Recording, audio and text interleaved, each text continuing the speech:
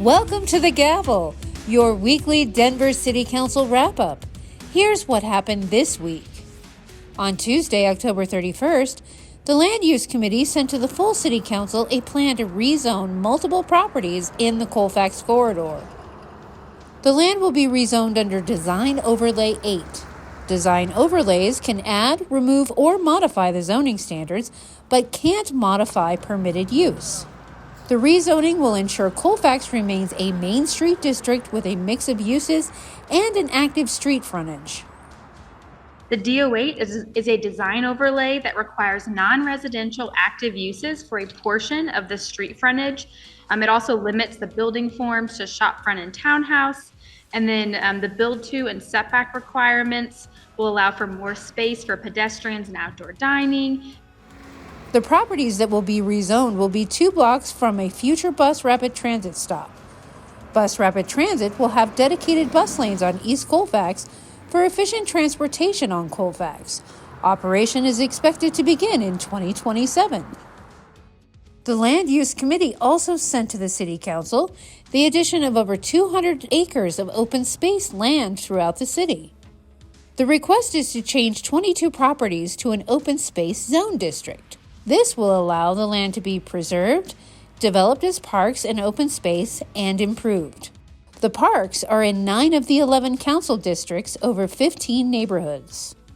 Many of the properties already have an open space land use, but other pieces will be used for expanding current parks or will be used for parks in the future.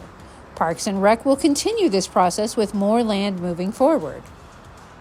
All of the properties that we are looking to rezone are currently they're functioning as parks, but they just don't meet the current OSA zone district. And we're trying to go through all of our properties and just kind of clean them up and make sure that they're all uniform in their zoning.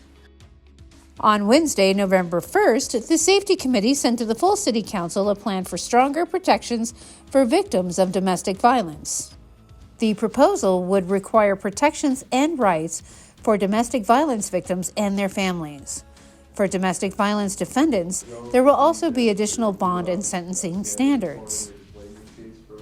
The touchstone of this ordinance is to ensure that victims are treated with fairness, dignity, and respect. That doesn't just apply to our office.